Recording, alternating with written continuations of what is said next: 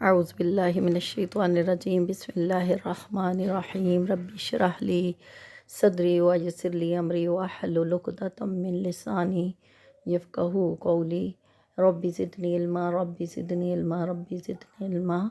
Rabbi यस्सिर वला तुअस्सिर व तम्मिम bill खैर बिस्मिल्लाहिर्रहमानिर्रहीम। नाज़रीन कराम, ज़िक्र खुदा चैनल पर एक और नई वीडियो के साथ आपकी खिदमत में हाज़िर हैं। आज की ये वीडियो दर्स कुरान पारा नंबर 17 सूरत अंबिया से शुरू करेंगे। सबसे पहले इस सूरत के बारे में पढ़ेंगे कि इसमें कितनी आयात हैं और कितने रकू हैं, फिर उसके बाद दर्स का आगाज़ करेंगे। लेकिन वीडियो शुरू करने से पहले हमेशा की तरह आप तमाम बहन भाइयों से ये दरख्वास्त करती हूँ कि अगर चैनल पर नए हैं तो चैनल को ज़रूर सब्सक्राइब कर लें, वीडियो को लाइक और शेयर करना ना भूला करें ताकि अल्लाह तबारक व तआला इस काम को हमारे लिए सदका जारिया बना दे। आइए अपने दर्स को शुरू करते हैं। बिस्मिल्लाहिर्रहमानिर्रहीम। सूरतुल अंबिया मक्की है। इसमें 7 रकू, 112 आयतें, 1186 कलमे और 4890 हरूफ हैं। शुरू होती है सूरत इक़्तरबा लिन्नासि हिसाबुहुम वहुम फ़ी गफ़लतिन मोरिदून, यानी हिसाब और अमाल का वक्त रोज़े क़यामत करीब आ गया है और लोग अभी तक गफलत में हैं। अगर इस आयत के शान नज़ूल को देखें तो ये आयत मुनकरीने नबूवत के हक़ में नाज़िल हुई, जो मरने के बाद दोबारा ज़िंदा किए जाने को नहीं मानते थे और रोज़े क़यामत को गुज़रे हुए ज़माना के एतबार से करीब फरमाने के मामले को नहीं मानते थे। ये एक कुफ़र का असूल था कि जब ये बात लोगों को ज़हन नशीन करा दी जाती कि रसूल करीम सल्लल्लाहु ताला अलैहि वसल्लम तुम्हारे ही में से एक बशर हैं, यानी इंसानी रूप में भेजे गए हैं, तो वो इसके बारे में मुख्तलिफ़ किस्म के नज़रिए घर देते। तो अल्लाह तबारक व तआला ने फरमाया कि उनके दिल खेल में पड़े हुए हैं और ज़ालिमों ने आपस में खुफिया मशवरे जो किए हैं वो अल्लाह खूब जानता है। आयत नाज़िल होती है, हल हाज़ा इल्ला बशरुन मिस्लुकुम, कि ये कौन है, यानी नबी पाक सल्लल्लाहु अलैहि वसल्लम कौन है, ये एक तुम ही जैसे इंसान है। अफ़तअतूना सिहरा व अंतुम तुबसिरून, क्या जादू के पास जाते हो देखभाल कर। ये वो लोग कहते थे कि ये जादूगर हैं और ये हम पर जादू चलाते हैं। तो अल्लाह तबारक व तआला ने आगे से आयत का जवाब देते हुए कहा, काल रब्बी यअलमुल कौला फिस्समाई वल अर्दी व हुवस समीउल अलीम, यानी या नबी इनसे फरमा दीजिए मेरा रब जानता है आसमानों और ज़मीन में हर बात को, और वो सुनता भी है और जानता है, यानी जो तुम खराफात गढ़ रहे हो वो अल्लाह ताला खूब जानने वाला है। क्योंकि वो खराफात ये करते थे कि आप शायर हैं और अगर आप शायर नहीं तो हमारे पास कोई निशानी लेके आए, और निशानियों में मुख्तलिफ़ किस्म की बातें घड़ लेते थे। अब यहाँ पर एक बात तो इस तरफ लगती है कि इंसान जो है वो अल्लाह तबारक व तआला के ऊपर मुख्तलिफ़ बातें घड़ता रहता है, यानी जो गुमराह होता है। लेकिन अल्लाह तबारक व तआला जिन लोगों को हदायत देता है वो इन लोगों को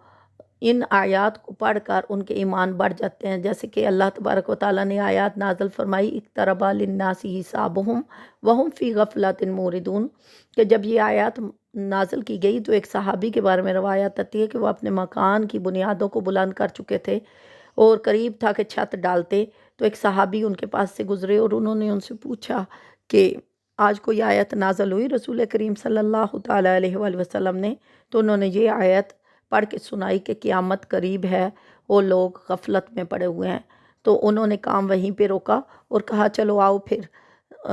फिर दीन की तरफ चलते हैं, यानी इबादत की तरफ जाते हैं। तो उसने कहा कि तुम अपनी छत तो मुकम्मल कर लो। तो उन्होंने फरमाया, क्या देख नहीं रहे कि क़यामत करीब है, और जब क़यामत करीब है तो इस मकान का मैंने क्या करना है। तो ये बात यहाँ से साबित होती है कि इंसान जब भी दुनिया में आता है तो उसने वापस जाना होता है। और एक वक्त हम दुनिया में भी देखें ना कि एक काम करते हैं और महदूद मुद्दत के करने के बाद हम उस काम को ख़त्म कर देते हैं और उस चीज़ से रिटायर्ड हो जाते हैं। जैसे कि कोई सरकारी नौकर होता है तो एक वक्त जब उसका पूरा हो जाता है तो वो अपनी नौकरी से रिटायर्ड हो जाता है। इसी तरह हम किसी भी काम काज में होते हैं तो एक वक्त आता है कि हम वो काम काज छोड़ देते हैं और उस काम को छोड़ने का ऐलान कर देते हैं। इसी तरह मुख्तलिफ़ बातों में मुख्तलिफ़ कामों से लोग रिटायर्ड होते रहते हैं, लेकिन हमेशा ये दुआ करनी चाहिए कि अल्लाह तबारक व तआला हमें गुनाहों से रिटायर्ड फरमाए, हम गुनाहों से रिटायर्ड हो जाए। اب یہاں پر اللہ تبارک و تعالیٰ آگے فرماتے ہیں اہل ذکر ان کنتم لا تعلمون، تو اے لوگو علم والوں سے پوچھو اگر تمہیں علم نہ ہو۔ وما جعلناہم جسدا لا یأکلون الطعام وما کانوا خالدین، اور بے شک ہم نے انہیں یعنی نبی پاک صلی اللہ علیہ وسلم کو خالی بدن نہ بنایا کہ وہ کھانا کھائیں، اور نہ یہ کہ وہ دنیا میں ہمیشہ رہیں۔ یعنی اللہ تبارک و تعالیٰ یہاں پر بیان فرماتے ہیں کہ بے شک جو کچھ بھی اللہ تبارک و تعالیٰ نے بھیجا ہے اس کا انجام بھی مقرر کیا ہے، اور نبی پاک صلی اللہ علیہ وسلم کو دنیا میں بھیجا گیا ہے تاکہ لوگوں کو ہدایت دیں۔ وہ بشیر و نذیر بن کر دنیا میں آئے ہیں، اور ایک وقت کے بعد انہوں نے اللہ تبارک و تعالیٰ کے پاس واپس لوٹنا ہے، تو تم لوگ حد سے نہ بڑھو۔ اور قرآن فرماتا ہے لَقَدْ أَنزَلْنَا إِلَيْكُمْ كِتَابًا فِيهِ ذِكْرُكُمْ وَفَلَا تَعْقِلُونَ، بے شک ہم نے تمہاری طرف ایک کتاب اتاری ہے جس میں تمہاری ناموری ہے، تو کیا تمہیں عقل نہیں ہے؟ وَكَمْ قَصَمْنَا مِنْ قَرْيَةٍ كَانَتْ ظَالِمَةً وَأَنشَأْنَا بَعْدَهَا قَوْمًا آخَرِينَ، یعنی کتنی ہی بستیاں ہم نے تباہ کر دی کہ وہ ستمگر تھیں، اور ان کے بعد اللہ تبارک و تعالیٰ فرماتے ہیں کہ انہوں نے اور قومیں بھیج دیں۔ قالوا یا ویلنا انا کننا ظالمین، تو تب وہ بولے ہائے ہماری خرابی، بے شک ہم ظالم تھے۔ اللہ تبارک و تعالیٰ فرماتے ہیں کہ جب کسی قوم کو ہدایت کی طرف اللہ تبارک و تعالیٰ بار بار بلاتے ہیں اور وہ پھر ہدایت کی طرف نہیں آتی، تو اللہ تبارک و تعالیٰ ان کے دلوں کے اوپر جہنمی لکھنے کی مہر لگا دیتے ہیں، اور پھر جب قیامت کے دن اس مہر کے ساتھ وہ اللہ کے سامنے پیش ہوں گے تو تب وہ کہیں گے کہ ہائے ہماری خرابی، بے شک ہم ہی ظالم تھے۔ اب اگلی آیات یعنی آیات 18 سے لے کر آگے 21 تک اللہ تبارک و تعالیٰ اپنی وحدانیت کی مثالیں دیتے ہوئے فرما رہے ہیں کہ وَلَهُ مَن فِي السَّمَاوَاتِ وَالْأَرْضِ وَمَا عِندَهُ وَمَنْ عِندَهُ لَا يَسْتَكْبِرُونَ عَنْ عِبَادَاتِهِ وَلَا يَسْتَحْسِرُونَ، یعنی اسی کے ہیں جتنے آسمان اور زمین ہیں، اور اس کے پاس ہے یعنی ان کا حساب، اور اس کی عبادت سے وہ تمام چیزیں تکبر نہیں کرتے، اور نہ ہی وہ عبادت کرتے ہوئے تھکتی ہیں۔ یسبحون اللیل والنہار لا یفترون، دن رات اس کی پاکی بولتے ہیں اور وہ کسی بھی طرح سے سستی نہیں کرتے۔ تو اللہ تبارک و تعالیٰ کافروں کو آگاہ کرتے ہوئے اور لوگوں کو آگاہ کرتے ہوئے فرما رہے ہیں ام اتخذوا آلہۃ من الارض وہم ینشرون، کیا انہوں نے زمین میں سے کچھ اور ایسے خدا بنا لیے ہیں کہ وہ کچھ پیدا کرتے ہیں؟ لو کان فیہما الہۃ الا اللہ، تو انہیں آگاہ کر دو کہ اللہ کے سوا کوئی عبادت نہیں، بے شک اللہ تبارک و تعالیٰ تمہارے ان فسادوں کو دیکھتا ہے۔ فسبحان اللہ رب العرش عما یصفون، تو پاکی ہے اللہ کے عرش کے مالک کو ان باتوں سے جو یہ بناتے ہیں۔ تو اللہ تبارک و تعالیٰ کہتے ہیں کہ یہ جو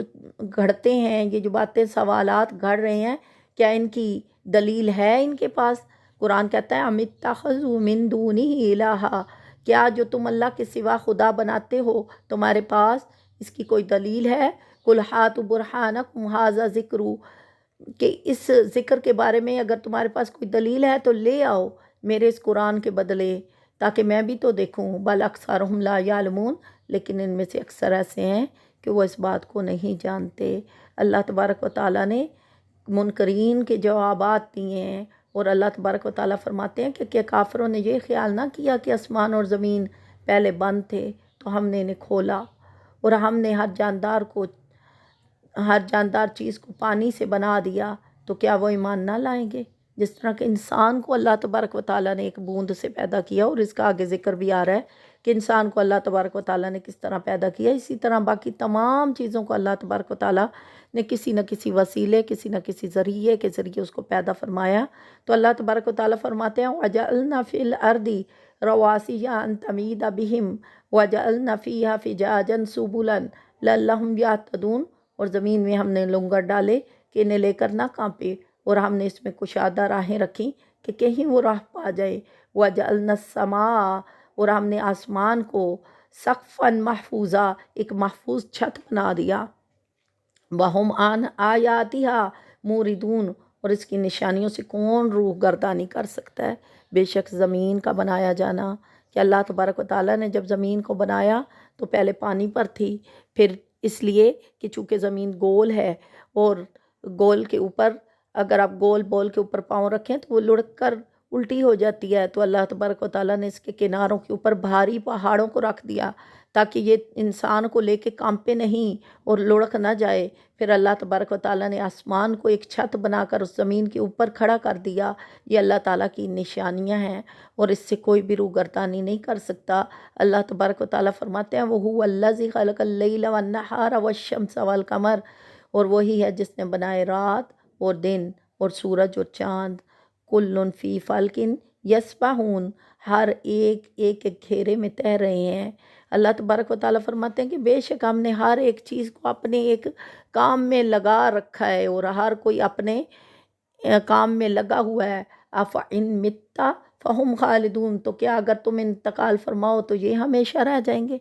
یعنی تم سوچو کہ اللہ تبارک و تعالیٰ نے ہر جان کو ایک نہ ایک دن لے کے جانا ہے۔ کیا تم مر جاؤ گے تو کیا پہاڑ ہمیشہ رہ جائیں گے؟ کیا تم مر جاؤ گے تو جہان ہمیشہ رہ جائے گا؟ کیا تمہیں موت آئے گی تو ان پرندوں کو موت نہیں آئے گی؟ بلکہ اللہ کہتا ہے کُلُّ نَفْسٍ ذائقۃ الموت، ہر جان کو موت کا مزہ چکھنا ہے۔ وَنَبْلُوَكُمْ بِالشَّرِّ وَالْخَيْرِ فِتْنَةً، اللہ کہتے ہیں کہ بس ہم تم سب کو آزما رہے ہیں، کبھی خیر کے ذریعے، کبھی شر کے ذریعے اور کبھی فتنہ کے ذریعے تمہیں جانچا جاتا ہے، تمہیں پرکھا جاتا ہے۔ وَإِلَيْنَا تُرْجَعُونَ، اور تم سب کے سب ایک دن میرے پاس آنے والے ہو۔ البتہ قرآن کہتا ہے خُلِقَ الْإِنسَانُ مِنْ أَجَلٍ، آدمی جلد باز بنایا گیا ہے۔ انسان بہت جلدی تکلیف کو بھی برداشت کرنے سے اپنی ہمت ہار بیٹھتا ہے اور بہت جلدی خوشی میں بھی گم ہو جاتا ہے۔ جب انسان کو خوشیاں آتی ہیں تو اسے اس کے غم ایسے معلوم ہوتے ہیں کہ وہ کسی اور دنیا کے لوگ تھے جن کے اوپر غم آئے، مجھے تو کوئی غم ہی نہیں، اور وہ لاپرواہ ہو کر رب کی یاد سے خود کو بھلا بیٹھتا ہے، جبکہ ہمیشہ خوشی اور غم میں اللہ ہی کی طرف رجوع کرنی چاہیے۔ مومن وہی لوگ ہوتے ہیں کہ جب ان پر کوئی مصیبت آتی ہے تو وہ اس کے اوپر صبر کرتے ہیں، اور جب ان کے اوپر کوئی خوشی آتی ہے تو وہ اللہ کا شکر ادا کرتے ہیں۔ تو اس بات کو آگاہ کرنے کے لیے قرآن کی آیت کہتی ہیں وَيَقُولُونَ مَتَىٰ هَٰذَا الْوَعْدُ إِن كُنتُمْ صَادِقِينَ، اور مومن وہ ہیں کہ کہتے ہیں کہ کب اللہ تبارک و تعالیٰ، منافق وہ ہیں کہ جو کہتے ہیں کہ کب اللہ تبارک و تعالیٰ اپنے وعدے کو سچا کرے گا۔ تو اللہ تبارک و تعالیٰ فرماتے ہیں کہ بے شک اس بات کا علم تو اللہ کی طرف ہی ہے، اللہ ہی جانتے ہیں، اور جب وہ قیامت آ گئی تو تب یہ کافر اس قیامت کو روک نہ سکیں گے، کیونکہ قرآن فرماتا ہے وجوہہم منارا، کہ ان کے منہ جو ہیں وہ آگ میں ہوں گے اور ان کی پیٹھوں کے اوپر آگ ہوگی، وَلَا هُمْ يُنصَرُونَ، اور کوئی بھی ان کی مدد نہیں کر سکے گا۔ بل تأتیہم بغتۃ، بلکہ وہ اچانک ان کے اوپر آ پڑے گی۔ یعنی قیامت کے بارے میں نہ پوچھا کرو کہ یہ بہت خطرناک گھڑی ہے، یہ وہ گھڑی ہے کہ جس دن کوئی بھی کسی کا رازدار نہ ہوگا، کوئی کسی کو بچانے کے کام نہ آئے گا، بلکہ اس کا علم اللہ تبارک و تعالیٰ کے پاس ہے۔ اور قرآن فرماتا ہے ام لہم آلہۃ تمنعہم من دوننا، کیا ان کے کچھ خدا ہیں جو ان کو ہم سے بچاتے ہیں؟ یعنی کافروں کے ان باتوں کے اوپر اللہ ان کو آگاہ کرتے ہوئے فرما رہے ہیں کہ تم اتنی ہٹ دھرمی میں ہو، کیا تم نے اللہ کے سوا کوئی اور خدا بنا رکھا ہے کہ تمہیں ہم سے تکلیف نہیں لینے دیں گے؟ لا یستطیعون نصر انفسہم، اور اگر تم نے ایسے بنائے ہیں خدا تو وہ اپنی جانوں کو ہی نہیں بچا سکتے، اپنے آپ کے ہی ساتھی نہیں۔ ولا ہم منا یصحبون، اور نہ ہماری طرف سے ان کی کوئی بھی باری ہوگی، بلکہ یہ صرف برتنے کا وقت ہے۔ اللہ تعالیٰ کہتے ہیں یہاں کی زندگی تو تمہارے لیے بس ایک برتنے کا وقت مقرر کیا گیا ہے، تو کیا تم دیکھتے نہیں کہ اللہ تبارک و تعالیٰ زمین کو اس کے کناروں سے گھٹاتے آ رہے ہیں؟ اور بتاؤ کہ کون ہے غالب اس کو کٹانے پر اور کون ہے غالب اس کو بنانے کا؟ بلکہ تم فرماؤ کہ تم کو صرف اللہ تبارک و تعالیٰ وہی سے ڈراتا ہے، اور بہرے پکارنا نہیں سنتے کہ جب انہیں پکارا جائے کہ اللہ سے ڈر جاؤ اور اس وقت گونگے کسی بھی طرح سے بول نہیں سکتے، بلکہ اللہ جس کو ہدایت دیتے ہیں وہی اللہ کی حق بات کو جان سکتے ہیں۔ اور اللہ تبارک و تعالیٰ فرماتے ہیں اور ہم عدل کی ترازو رکھیں گے قیامت کے دن تو کسی جان پر کچھ ظلم نہ ہوگا، اگر کوئی چیز رائی کے دانے کے برابر بھی ہو تو ہم اسے لے آئیں گے اور ہم کافی ہیں حساب کو۔ اور اللہ تبارک و تعالیٰ کہتے ہیں وَهَذَا ذِكْرٌ مُبَارَكٌ، یہ قرآن تمہارے لیے ایک مبارک ذکر بنا دیا گیا ہے تاکہ ہم تمہیں اس کے ذریعے آگاہ کریں۔ أَفَأَنْتُمْ لَهُ مُنْكِرُونَ، تو کیا تم اس کے منکر ہو؟ تو آگے اللہ تبارک و تعالیٰ آیت نمبر 50 میں حضرت ابراہیم علیہ السلام کی ہدایت، ان کی دانائی کی بات بتا رہا ہے۔ ان کی دانائی تھی کہ انہوں نے اپنے باپ کو اور اس کی قوم کو ان مورتیوں سے روکا، کیونکہ ابراہیم علیہ السلام کی قوم کے لوگ بتوں کی پوجا کرتے تھے، تو انہوں نے اپنے باپ اور اپنی قوم سے کہا کہ یہ تو بس مورتیں ہیں جن کے آگے تم آسن مارے بیٹھے ہو۔ تو انہوں نے آگے سے جواب دیا، قرآن فرماتا ہے قَالُوا وَجَدْنَا آبَاءَنَا لَهَا عَابِدِينَ، کہ جب ابراہیم نے ان سے کہا کہ یہ جن کی تم عبادت کرتے ہو کچھ بھی نہیں سوائے ایک پتھر کی مورتی کے، تو وہ بولے کہ ہمارے ماں باپ کو ہم نے اسی کی عبادت کرتے ہوئے پایا۔ تو ابراہیم علیہ السلام نے کہا قَالَ لَقَدْ كُنْتُمْ أَنْتُمْ وَآبَاؤُكُمْ فِي ضَلَالٍ مُبِينٍ، کیا تم یہ نہیں سمجھتے کہ تمہارے باپ دادا کھلی گمراہی میں تھے؟ تو کہنے لگے وہ کافر، بولے کیا تم ہمارے پاس حق لائے ہو یا یوں ہی ہم سے کھیل تماشے کرتے ہو؟ تو ابراہیم نے آگے سے جواب دیا قَالَ بَلْ رَبُّكُمْ رَبُّ السَّمَاوَاتِ وَالْأَرْضِ، کہ میرا رب، کہو میرا رب تو بس وہ رب ہے جو تمہارا بھی رب ہے، اور وہ رب ہے آسمانوں کا اور وہ رب ہے زمینوں کا،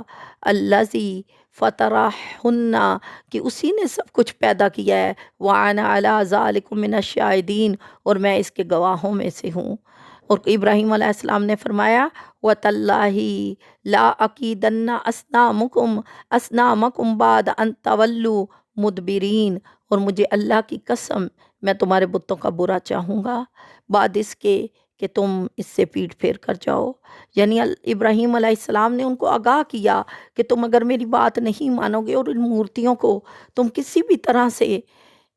توڑو گے نہیں تو پھر میں ان کا حشر نشر کروں گا۔ اب یہاں پر دیکھیں کہ اللہ تبارک و تعالیٰ نے اپنے دشمنوں کے سامنے ہاتھ باندھ کے بیٹھنے کا حکم نہیں دیا، بلکہ کہا کہ اللہ کے دشمنوں کے ساتھ مقابلہ کرو، اور اس مقابلے کو سب سے پہلے ابراہیم نے کیا۔ تو اسی لیے علامہ اقبال نے کہا نا، یہ دور اپنے ابراہیم کی تلاش میں ہے، صنم کدا ہے جہاں لا الہ الا اللہ۔ اور ایک شاعر کہتا ہے دشمن احمد پہ شدت کیجئے، ملعون سے کیا مروت کیجئے، شرک ٹھہرے جس پہ تعظیم حبیب، اس برے مذہب سے لعنت چاہیے۔ یعنی اس برے مذہب پر لعنت کیجئے جو تمہیں اللہ کے حکم سے جدا کر دے، جو تمہیں اللہ کی ذات سے جدا کر دے۔ ابراہیم علیہ السلام نے اپنے رب کو راضی کیا، اور پھر جب وہ سب لوگ جو ان کے لوگ رشتہ دار تھے وہ میلے میں گئے تو اس نے ان کے بتوں کو توڑ دیا اور مروڑ دیا، اور کلہاڑا ایک بڑے بت کے ہاتھ میں دے دیا، اور کہا کہ جب واپسی کے وقت پر ان کے رشتہ داروں نے، یعنی جو بتوں کی پوجا کرتے تھے، انہوں نے دیکھا کہ ان کے بت جو ہیں وہ گرے پڑے ہیں اور ان کو توڑا پھوڑا گیا ہے، تو وہ اس بات پر پریشان ہوئے اور انہوں نے کہا کہ کس نے یہ بت توڑے ہیں؟ تب کسی نے کہا کہ یہ ابراہیم علیہ السلام کا کام ہے، یعنی وہ ابراہیم علیہ السلام ہیں جنہوں نے ان کو بتوں کو توڑا ہے۔ تو انہوں نے ابراہیم علیہ السلام کو بلا بھیجا اور پوچھا کہ اے ابراہیم، کیا تو نے ہمارے بتوں کو توڑا ہے؟ قرآن کہتا ہے قالوا من فعل هذا بآلهتنا انه لمن الظالمین، بولے کس نے ہمارے خداؤں کے ساتھ یہ کام کیا ہے، بے شک وہ ظالم ہے۔ تو کہا قالوا سمینا فتن یذکرہم یقال لہ ابراہیم، ان میں سے کس کہنے والے نے کہا کہ ہم نے ایک جوان کو ان کے بارے میں برا کہتے سنا اور اس کا نام ابراہیم ہے۔ تو ان لوگوں نے کہا قالوا فاتوا بہ علی اعین الناس لعلہم یشہدون، تو وہ کہنے لگے کہ ایسے لوگوں کے سامنے لاؤ، یعنی اس انسان کو ان لوگوں کے سامنے لاؤ اور بتاؤ کہ اس کی گواہی کون دے گا؟ بولے کیا تم نے ہمارے خداؤں کے ساتھ برا سلوک کیا ہے اے ابراہیم؟ تو ابراہیم علیہ السلام نے بڑا ہی خوبصورت جواب دیا اور فرمایا کل بل فعلہ، بلکہ یہ تو اس بڑے نے کیا ہے، یعنی یہ تو اس نے کیا ہے، کبیرہم ھذا فاسألوہم ان کانوا ینطقون، کیا تم اس بڑے سے نہیں پوچھتے ہو؟ اگر یہ بولتا ہے، اگر تم سے کلام کرتا ہے، اگر تمہیں بتا سکتا ہے کہ اس کے ساتھ یہ ستم کس نے کیا ہے، تو اس بڑے بت سے پوچھو۔ تب ان کی قوم پلٹی اور کہنے لگی بے شک تم ہی ستمگار ہو، بتاؤ بھلا یہ بت ہم سے کلام کر سکتے ہیں؟ کیا ہمیں بتا سکتے ہیں؟ تو اس پر ابراہیم علیہ السلام نے کہا تو کیا پھر ایسوں کی پوجا کرتے ہو جو تمہیں نہ نفع دے اور نہ نقصان پہنچائے؟ اُفِّل لَکُم، تم پر تف ہے، تم پر شرمندگی ہے، تم پر شرمساری آتی ہے، وَلِمَ تَعْبُدُونَ مِن دُونِ اللّٰہِ، کہ کیوں تم اللہ کے سوا ان کی پوجا کرتے ہو؟ افلا تعقلون، کیا تمہیں ذرا بھی عقل نہیں کہ جو اپنے بھلے کا نہیں کر سکتے وہ تمہیں کیا بھلا پہنچائیں گے؟ تو وہ بولے ان کو جلا دو کہ انہوں نے تمہارے خداؤں کو توڑا ہے، انہوں نے تمہارے خداؤں کی گستاخی کی ہے۔ تب اللہ تبارک و تعالیٰ فرماتے ہیں کیا ابراہیم، کیا ہم نے اپنے دوستوں کی دشمنوں کے بدلے میں مدد نہیں کی؟ تو بے شک اللہ تبارک و تعالیٰ پر توکل کرنے والے ہی بہترین درجہ پاتے ہیں۔ جب ابراہیم علیہ السلام نے اپنی قوم کو بتوں کی پوجا سے منع کیا اور انہیں اس بات کے اوپر اکسایا اور ترغیب دلائی کہ کیوں ایسی مورتیوں کی عبادت کرتے ہو جو نہ سن سکتے ہیں، نہ بات کر سکتے ہیں، نہ تمہارے نفع کے مالک ہیں، نہ تمہارے نقصان کے مالک ہیں، تو بجائے یہ کہ وہ قوم ہدایت مانگتی، بلکہ نمرود اور اس کی قوم نے حضرت ابراہیم علیہ السلام کو جڑا ڈالنے میں متفق کیا ایک دوسرے کو، اور انہوں نے آپ کو ایک مکان میں قید کر دیا اور قریہ کوسہ میں ایک عمارت بنائی اور 1 مہینہ تک بکوشش تمام قسم کی لکڑیاں جمع کی اور ایک عظیم آگ جلائی جس کی تپش سے ہوا میں پرواز کرنے والے پرندے بھی جل جاتے، اور ایک گوپھن بنائی، یعنی جسے ہم اردو میں غلیل کہتے ہیں، اس کے ساتھ آپ کو باندھ کر اس آگ میں پھینکا گیا۔ اس وقت آپ کی زبان مبارک پر یہ کلمات تھے، حسبی اللہ و نعم الوکیل۔ جبرائیل امین نے آپ سے عرض کیا کیا کچھ کام ہے، یعنی میں آپ کی مدد کر سکتا ہوں؟ کیا میں آپ کو اس آگ کے اوپر سے بچا لوں؟ کیا میں آپ کو اپنے پروں پر سوار کر کے اس آگ پر لے جاؤں؟ لیکن قربان جاؤں ابراہیم کی خلیلی پر کہ اس کی زبان پر یہی الفاظ تھے، حسبی اللہ و نعم الوکیل، یعنی میرا مالک، میرا وکیل تو میرا اللہ ہے۔ آپ نے فرمایا تم سے مجھے کوئی غرض نہیں ہے جبرائیل علیہ السلام نے عرض کیا تو اپنے رب سے پھر سوال کیجئے۔ فرمایا سوال کرنے کے لیے مجھے ضرورت نہیں، کیونکہ میرا رب میرے حال سے واقف ہے، جے سونا میرے دکھ وچ راضی تے میں سکھ نو چلے پاواں۔ ابراہیم علیہ السلام کا یہ توکل کہ اللہ تبارک و تعالیٰ نے آگ کو فرمایا قُلْنَا یَا نَارُ کُونِی بَرْدًا وَسَلَامًا عَلَىٰ ابراہیم، اے آگ ٹھنڈی ہو جا، اے آگ سلامتی والی ہو جا ابراہیم علیہ السلام کے لیے۔ اور پھر آیت 77 میں اللہ تبارک و تعالیٰ داؤد علیہ السلام اور ان کے بیٹے سلیمان علیہ السلام کے بارے میں بتا رہے ہیں کہ جب ان دونوں میں ایک جھگڑا کرنے والے نوجوان آئے اور داؤد اور سلیمان کو یاد کرو، اللہ تعالیٰ کہتا ہے وَدَاؤُدَ وَسُلَيْمَانَ إِذْ يَحْكُمَانِ فِي الْحَرْثِ، کہ یاد کرو جب داؤد اور سلیمان کے پاس کھیتی کا جھگڑا چکانے کے لیے نوجوان آئے، رات کو اس میں سے کچھ لوگوں کی بکریاں چھوٹیں اور ہم نے ان کے حکم کے وقت حاضر کیا، ہم نے وہ معاملہ سلیمان کو بھیجا، ان دونوں کی حکومت کا علم اسے عطا فرمایا۔ اور داؤد علیہ السلام کہ اللہ تبارک و تعالیٰ فرماتے ہیں کہ وہ ایسے نبی تھے کہ جن کے ساتھ میں نے ہوا کو مسخر کیا، جن کے ساتھ میں نے پہاڑوں کو مسخر کیا کہ وہ اس کی تسبیح کرتے تھے، اور اس کے ساتھ ہم نے پرندوں کو مسخر کیا کہ جب وہ تلاوت کرتے تو ان کے ساتھ پہاڑ اور پرندے بھی اللہ کی تسبیح کو بیان کرتے۔ اب یہاں پر ایک واقعہ بیان ہوا ہے حضرت سلیمان علیہ السلام کا اور حضرت داؤد علیہ السلام کا۔ حضرت داؤد علیہ السلام پر کچھ لوگ تشریف لائے، ان میں سے ایک وہ تھا کہ جس کی بکریاں دوسرے کا غلہ کھا گئی تھیں، اور ایک وہ تھا کہ جو بکریوں کا مالک تھا۔ تو حضرت داؤد علیہ السلام نے آپ پر لازم کیا کہ وہ صورت بیان فرمائیں، یعنی حضرت داؤد علیہ السلام نے تجویز پیش کی کہ بکری والا کاشت کرے، بکری والا ان کو بدلے میں بکریاں دے، لیکن حضرت سلیمان علیہ السلام نے اس کے بارے میں یہ کیا کہ بکری والے کو زمین دی جائے، وہ اتنا عرصہ زمین کو کاشت کرے، اور جس کی زمین کا غلہ بکریاں کھا گئی ہیں وہ ان بکریوں کا اتنا عرصہ دودھ استعمال کرے، اور جب غلہ اس مدت تک پہنچ جائے کہ جتنا بکریوں نے کھایا ہے تو غلے والا اپنی زمین واپس لے لے اور بکریوں والوں کو اس کی بکریاں واپس کر دے۔ یہ فیصلہ یقیناً اللہ تبارک و تعالیٰ نے اپنی قدرت پر فرمایا، اور اس کا علم حضرت سلیمان کو دیا کہ جب ان کی عمر 11 سال تھی۔ پھر آگے اللہ تبارک و تعالیٰ نے حضرت ایوب علیہ السلام کا ذکر عطا فرمایا، اور آیت نمبر 82 میں فرمایا وہ ایوب اذ نادى ربہ انی مسانی یدر وانت ارحم الراحمین، کہ جب یاد کرو ایوب نے اپنے رب کو پکارا کہ مجھے تکلیف پہنچی ہے اور تو سب سے زیادہ مہر کرنے والا اور سب سے بڑا مہربان ہے۔ فاستجبنا لہ، اور ہم نے اس کی دعا کو سن لیا، فکشفنا ما بہ، اور اس کی اس تکلیف کو دور کر دیا جو اسے پہنچی تھی۔ یعنی اللہ تبارک و تعالیٰ نے یہاں پر حضرت ایوب علیہ السلام کے صبر کے بارے میں بتایا کہ حضرت ایوب علیہ السلام نے اللہ تبارک و تعالیٰ کی آزمائش کو اپنے اوپر پورا کر کے دکھایا کہ جب اللہ تبارک و تعالیٰ نے انہیں ہر طرح کی نعمتوں سے نوازا اور حسن صورت بھی دیا، کثرت اولاد بھی دی، کثرت اموال بھی دیے، اور اللہ تبارک و تعالیٰ نے آپ کو دنیا کی نعمتیں عطا فرمائیں اور آپ کو فرزند اور مکان بھی عطا فرمائے، لیکن پھر جب آپ کو آزمائش میں ڈالا تو سب سے پہلے آپ کے فرزند اور اولاد اور مکان کے گرنے کو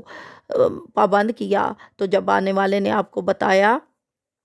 کہ آپ کے فرزند اور اولاد اور مکان گر چکے ہیں، تب آپ نے پڑھا انا للہ و انا الیہ راجعون و انا الیہ راجعون، کہ بے شک ہم رب کی طرف جانے والے ہیں۔ تو اللہ تبارک و تعالیٰ نے آپ کو صبر پایا، تو پھر تمام جانور جس میں ہزارہ اونٹ ہزارہ بکریاں بھی تھیں سب مر گئے، تمام کھیتیاں اور باغات بھی برباد ہو گئے، کچھ بھی باقی نہ رہا۔ جب آپ کو آپ کی چیزوں کے ہلاک ہونے اور ضائع ہونے کی خبر دی جاتی تو آپ حمد الہی بجا لاتے اور فرماتے میرا کیا ہے، جس کا تھا اس نے لے لیا، جب تک مجھے دیا میرے پاس رکھا میں تو اس کا شکر گزار ہوں، اور جب اس نے لے لیا تو اس کی مرضی۔ پھر آپ بیمار ہوئے، تمام جسم شریف پر آبلے پڑے، بدن مبارک سب کا سب زخموں سے بھر گیا، سب لوگوں نے چھوڑ دیا سوائے آپ کی بیوی صاحبہ کے کہ وہ آپ کی خدمت کرتی رہیں۔ لیکن سال ہا سال یہ سلسلہ چلا کہ آخر کار اللہ تبارک و تعالیٰ کہ ہاں آپ نے دعا کی، اور دعا کے اوپر اللہ تبارک و تعالیٰ نے حضرت ایوب علیہ السلام سے فرمایا کہ آپ زمین میں پاؤں مارو۔ انہوں نے پاؤں مارا، ایک چشمہ ظاہر ہوا، حکم دیا گیا اس سے غسل کیجئے۔ غسل کیا تو ظاہر بدن کی تمام بیماریاں دور ہو گئیں۔ پھر آپ پر 40 قدم چلنے کا حکم دیا گیا، آپ دوبارہ زمین میں پاؤں مارے، آپ دوبارہ زمین میں چلے اور پاؤں مارے، تو پھر آپ اللہ کی طرف سے حکم ہوا کہ اب اس چشمے کا پانی پیجئے۔ یہ پانی نہایت سر تھا، آپ نے بحکم الہی پیا تو آپ کے باطن کی بیماریاں بھی تمام دور ہو گئیں۔ حضرت ابن مسعود اور ابن عباس رضی اللہ تعالی عنہما فرماتے ہیں کہ مفسرین نے فرمایا ہے کہ اللہ تعالیٰ نے آپ کی تمام اولاد کو دوبارہ زندہ فرما دیا اور آپ کو اتنی ہی اولاد اور بہت زیادہ نعمتیں عطا فرمائیں۔ یہاں پر اللہ تبارک و تعالیٰ ہمیں فرماتے ہیں کہ بے شک اللہ تبارک و تعالیٰ اچھوں کے ساتھ ہے۔ قرآن گواہی دیتا ہے ان اللہ مع الصابرین، کہ بے شک اللہ صبر کرنے والوں کے ساتھ ہے۔ پھر اللہ تبارک و تعالیٰ نے آگے حضرت یونس علیہ السلام کے واقعہ کو بیان فرمایا اور کہا وَظَلْنُونِي إِذْ ذَهَبَ مُغَاضِبًا فَظَنَّ أَن لَّن نَّقْدِرَ عَلَيْهِ فَنَادَى فِي الظُّلُمَاتِ اللہ الہ الا انت سبحانک انی کنت من الظالمین، کہ یاد کرو ذوالنون کو کہ جب وہ چلا غصے میں بھرا ہوا تو گمان کیا تو ہم نے اس پر تنگی نہ کی اور ہم نے اسے اندھیروں میں پکارا، یعنی ہم نے اسے اندھیروں میں ڈال دیا تو وہ اندھیروں میں ہی ہمیں پکارا کہ کوئی معبود نہیں تیرے سوا، اے اللہ تجھے پاکی ہے، بے شک مجھ سے تو بھیجا ہے، یعنی حضرت یونس علیہ السلام کے واقعہ کو قصے کو بیان کرتے ہوئے قرآن فرما رہا ہے کہ وہ اپنی قوم کی دعوت نہ قبول کرنے کے اوپر اپنی قوم سے ناراض ہوتے ہوئے جب وہاں سے چلے تو اللہ تبارک و تعالیٰ نے ایک مچھلی کو حکم دیا کہ یونس کو نگل جا، لیکن جب آپ اندھیروں میں پہنچے اور آپ کو اس بات کا پتہ چلا کہ یقیناً آپ نے اپنی جان پہ ظلم کیا ہے تو اس پر اللہ تبارک و تعالیٰ نے آپ کو ہدایت دی اور آپ نے اللہ تبارک و تعالیٰ کے سامنے پڑھا کہ لا الہ الا انت سبحانک، کہ بے شک تیرے سوا تو کوئی الہ ہے ہی نہیں اور تو سب سے پاک ہے، اور انی کنت من الظالمین، بے شک میں ہی ظالم تھا کہ اپنی جان پر میں نے ظلم کیا۔ تو اللہ تبارک و تعالیٰ فرماتے ہیں کہ پھر ہم نے اسے نجات دی، اور بے شک ہم ایمان والوں کو ایسے ہی نجات دیتے ہیں۔ اور پھر حضرت زکریا کا قرآن واقعہ بیان فرماتے ہوئے اس بارے میں فرما رہا ہے کہ جب زکریا نے اپنے رب کو پکارا کہ اللہ مجھے اکیلا نہ چھوڑ اور تو سب سے بہتر وارث ہے، تو ہم نے اس کی بھی دعا قبول کی اور اسے یحییٰ علیہ السلام دیے۔ اور یہاں پر حضرت بی بی مریم کا بھی واقعہ بیان ہوا کہ اللہ تبارک و تعالیٰ نے انہیں حضرت عیسیٰ علیہ السلام سے نوازا۔ اور پھر آگے آیت نمبر 94 سے یاجوج اور ماجوج کا ذکر کیا جا رہا ہے کہ کس طرح وہ زمین میں فساد مچاتے ہیں، اور اللہ تبارک و تعالیٰ فرماتے ہیں قریب آیا سچا وعدہ، تو جب بھی آنکھیں پھٹ رہ جائیں گی اور کافروں کو اس وقت ندا سنو گے کہ کہیں گے ہائے ہماری خرابی، بے شک ہم غفلت میں تھے، لیکن اللہ تبارک و تعالیٰ ہدایت انہی کو دیتے ہیں جو اللہ تبارک و تعالیٰ کی طرف رجوع کرتے ہیں۔ اور پھر یہاں پر پیارے آقا صلی اللہ تعالیٰ علیہ وآلہ وسلم کی شان بیان کرتے ہوئے سورت کے آخری رکوع میں اللہ تبارک و تعالیٰ آیت نمبر 106 میں فرماتے ہیں وَمَا أَرْسَلْنَاكَ إِلَّا رَحْمَةً لِّلْعَالَمِينَ، بے شک ہم نے نہ بھیجا ہے نبی مگر آپ کو سارے جہان کے لیے رحمت بنا کر۔ یہاں پر اس آیت کی شان نزول میں حضرت ابن عباس رضی اللہ تعالیٰ عنہ نے فرمایا کہ حضور پاک صلی اللہ علیہ وسلم کا رحمت ہونا عام ہے، اور یہ رحمت ایمان والے کے لیے بھی اور اس کے لیے بھی جو ایمان نہ لایا۔ مومن کے لیے تو آپ دنیا اور آخرت دونوں میں رحمت ہیں، لیکن جو ایمان نہ لایا ان کے لیے آپ صرف دنیا میں رحمت ہیں کہ آپ کی بدولت تاخیر سے ان پر عذاب آئے گا، اور اللہ تبارک و تعالیٰ ان سے عذاب دور نہ کرے گا۔ اور پھر اللہ تبارک و تعالیٰ نے یہاں پر سورت حج نازل فرمائی، یہ سورت مکی ہے اور اس کے بارے میں ہے کہ اس میں 78 آیتیں اور 10 رکوع ہیں۔ شروع ہوتی ہے یا ایھا الناس اتقوا ربکم،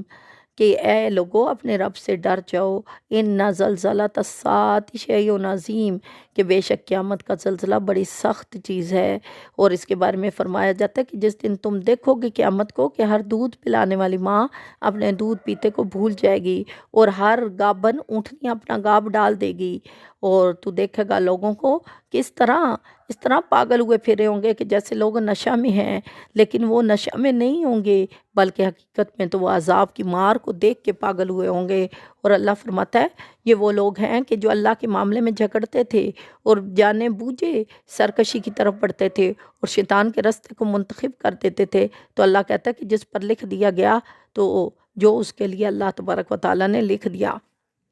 اور تو اسے دوزخ کی راہ ہی ملے گی۔ اے لوگو اگر تمہیں قیامت کے دن جینے میں کچھ شک ہو تو غور کرو کہ ہم نے تمہیں کیسے پیدا کیا۔ اللہ تبارک و تعالیٰ قرآن میں فرماتے ہیں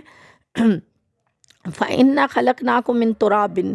بے شک ہم نے تمہیں مٹی سے پیدا کیا، ثُمَّ مِن نُطْفَةٍ، پھر پانی کی بوند سے پیدا کیا، ثُمَّ مِن عَلَقَةٍ، پھر خون کی پھٹک سے پیدا کیا، ثُمَّ مِن مُضْغَةٍ، پھر تمہیں گوشت کی بوٹی بنایا، مُخَلَّقَاتٍ وَغَيْرِ مُخَلَّقَاتٍ، اور پھر تمہیں بے بنی اور بنی ہوئی نقشے پر بنایا، مُخَلَّقَاتٍ لِنُبَيِّنَ لَكُمْ، ہم نے تمہارے لیے نشانیاں ظاہر کر دیں اور ہم ٹھہرائے رکھتے ہیں ماؤں کے پیٹوں میں جس سے چاہیں الا اجل مسمى، ایک اجل کے وقت تک، مقدار مقرر تک، اور پھر ہم تمہیں باہر نکالتے ہیں، ثم نخرجکم طفلا، پھر تمہیں ایک بچے کی شکل میں باہر نکالتے ہیں، ثم لتبلغوا اشدکم، اس لیے کہ تم اپنی جوانی کو پہنچ جاؤ، ومنکم من یتوفی ومنکم من یرد الی ارذل الامور،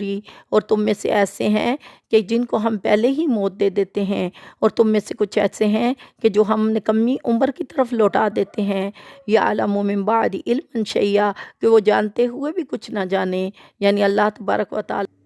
ہمیں اس آیت کے ذریعے یہ دکھانا چاہتے ہیں کہ انسان دیکھ تیرے ہر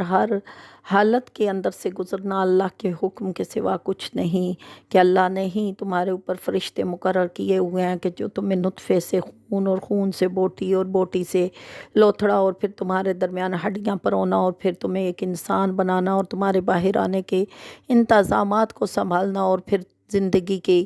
راہوں پہ لوٹاتے ہوئے کبھی تمہیں جلدی واپس بلا لینا، اور کبھی بڑھاپے کی بدترین عمر کے اوپر لے جا کر تمہیں واپس بلانا، یہ سب چیزیں تمہیں اللہ کے ہونے کا یقین دلا رہی ہیں کہ اللہ وہی ہے جو تمہارے ظاہر و باطن میں مالک ہے۔ اللہ تبارک و تعالی ہمیں اپنا حق بولنے والی زبان عطا فرمائے، اور علم دین سیکھنے، سمجھنے اور عمل کرنے کی توفیق عطا فرمائے۔ السلام علیکم ورحمۃ اللہ۔